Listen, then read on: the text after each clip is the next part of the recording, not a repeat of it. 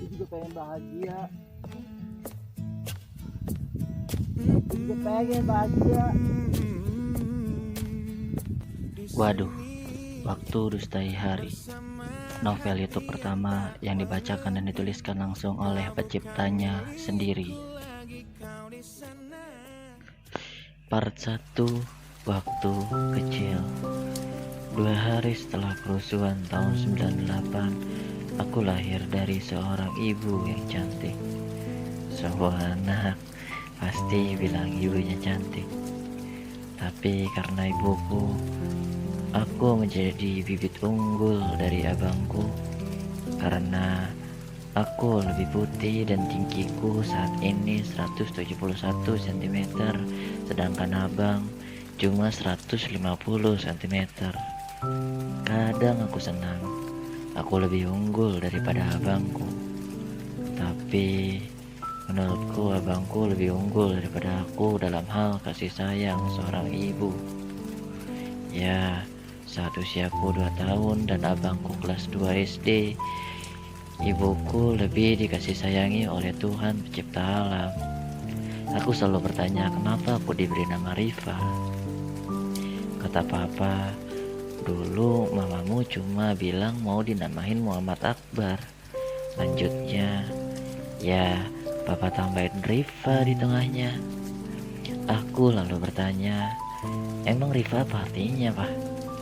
Tuturku sambil penasaran melihat papa sedang merokok di depan teras dengan segelas kopi hitam serta ujung cangkirnya yang dihinggapi lalat hijau. Gak tahu, papa ngasal. Kayaknya bagus habisan. Tapi mamamu setuju. Walau diam lama sebelumnya. Dalam hatiku, kok bisa namain anak ngasal dan kayaknya bagus? Sedangkan setiap nama teman-temanku ada arti dibalik nama yang diberikan orang tuanya. Seperti Gerard yang diambil dari pemain bola, atau Nike yang seperti nama artis cantik tahun 90-an. Walau sekarang seperti nama merek perlengkapan olahraga. Bermulai sering diejek sama teman-temanku dan banyak yang menyangka Rifa adalah nama perempuan.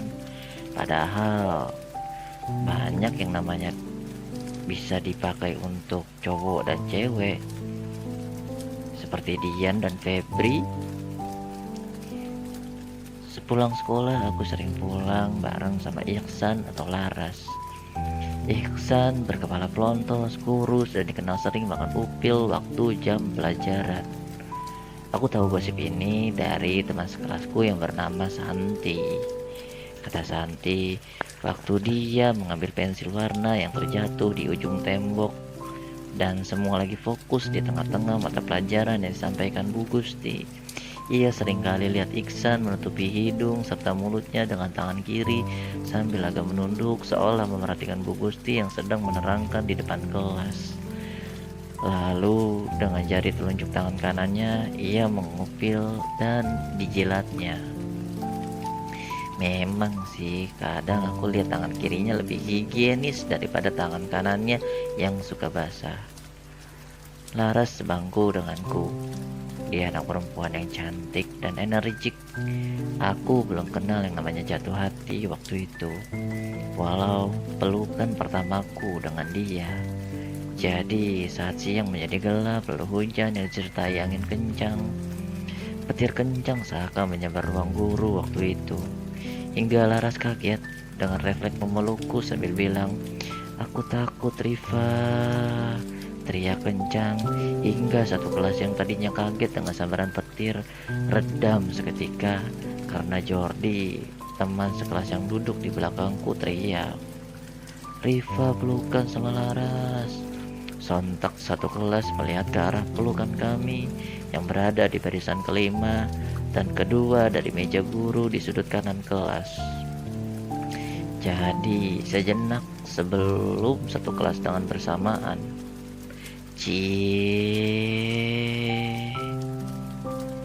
aku hanya diam karena malu.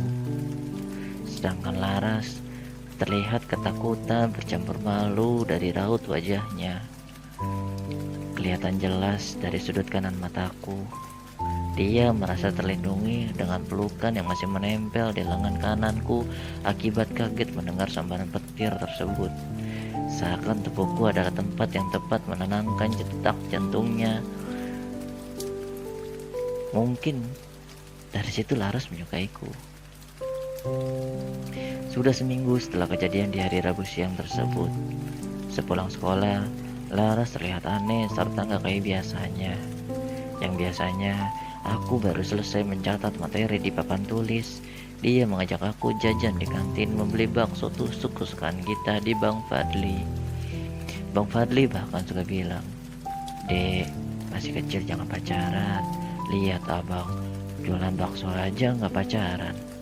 Sahut Laras. "Kita gak pacaran, ya kan Rifa?" "Iya Bang Fadli, kita gak pacaran. Emang Bang Fadli sendiri jualan bakso bisa sambil pacaran?" "Bang Fadli bisa aja sambil pacaran. Jadi ngelayaninnya berdua."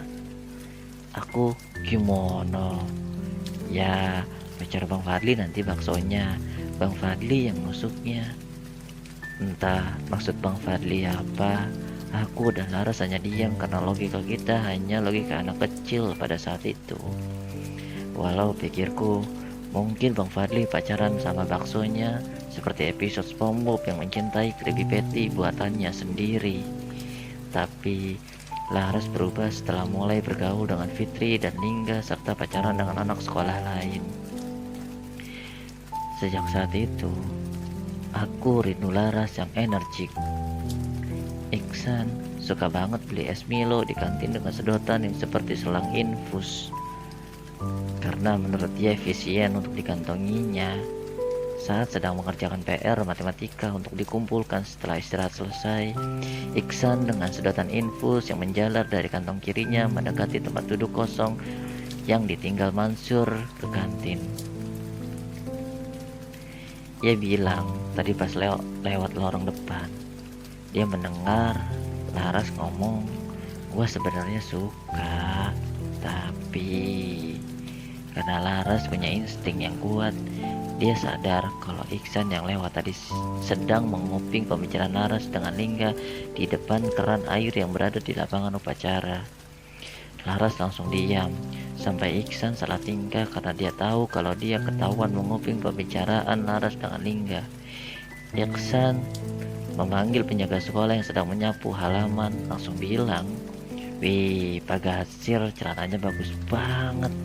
Itu robekan dengkulnya pasti biar kelihatan muda ya Pak," sahut Pak Gatsir sambil menyapu halaman samping kantor. "Palamu robekan dengkul. Ini emang robek pas Bapak jongkok buat bersihin toilet yang buang air besar tadi pagi gak disiram lagi." "Kamu ya?" Iksan dengan panik. "Bukan saya Pak, hari ini. Hari Senin baru saya." Pak Gatsir dengan marah, "Buang anak kurang ajar."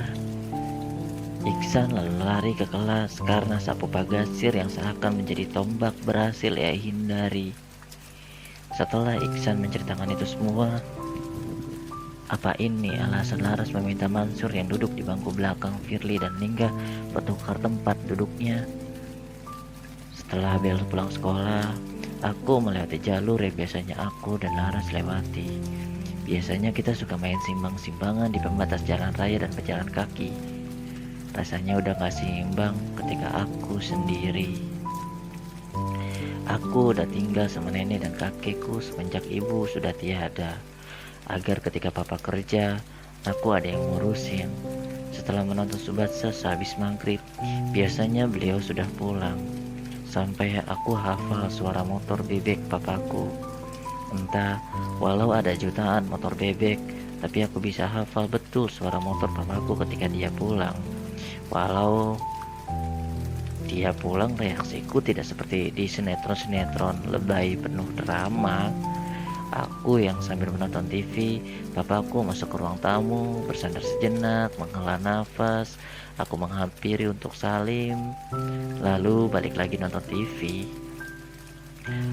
Papaku langsung mandi, makan, dan tidur. Tapi waktu hari Senin di pertengahan bulan Juni mulai berubah semuanya semenjak papa masuk ruang tamu, bersandar di sofa dengan seorang perempuan yang ia bawa, yaitu ibu baruku. Sejak saat itu papaku sering telat pulang, sampai aku jarang melihat dia pulang. Dan anehnya, aku juga menjadi jarang melihat abangku. Aku yang masih seperti biasa aja selama aku SD, tak lagi melihat abang dan papaku. Hingga ketika aku ingin lulus SD, aku mulai menyadari lalu bertanya dengan nenek, "Nek, papa sama abang kemana?" "Nenek, nanti hari Minggu juga kesini." Tidak lama kemudian ada yang membuka pintu dibarengi kumandang azan maghrib. Ternyata Tante Vivi, yaitu adik perempuan dari papaku, pulang dari kosan beliau yang ada di daerah Kembangan, Jakarta Barat. Beliau harus ngekos karena kerja sembari kuliah.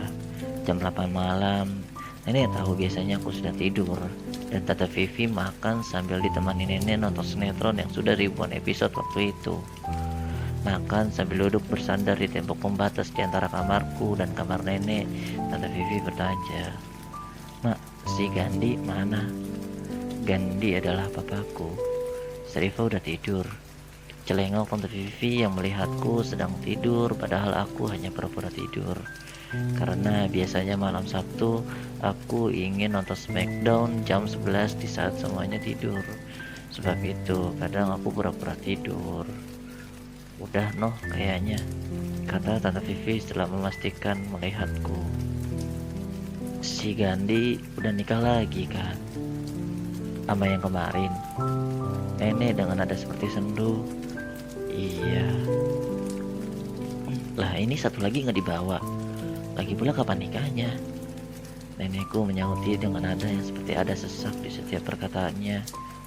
"Si Teti itu janda anak satu. Lo tahu kan? Dia merasa gak adil kalau si Gandhi bawa dua. Emak udah ngelarang si Gandhi gak bisa begitu, tapi si Gandhinya ngotot. Ya udah, yang penting tanggung jawab buat Syarifah ada." Katanya iya. Tapi iya apa?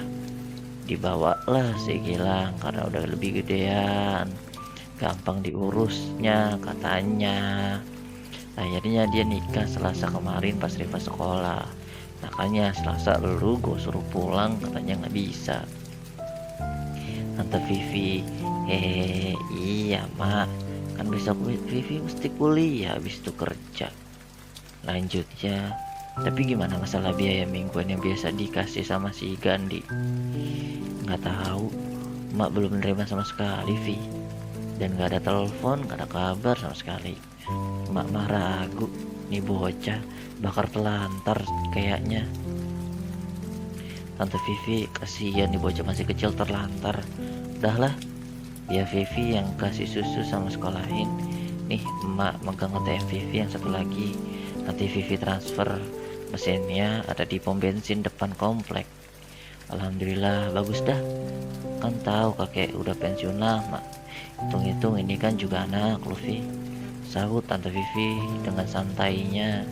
Iya mak, aku yang sambil memeluk guling yang besarnya daripada aku, meneteskan air mata yang membasahi bantalku seperti iler yang membekas di bantalku. Pulau-pulau yang berada di bantalku kini dibasahi kembali oleh tangisan perpisahan tanpa terpisah.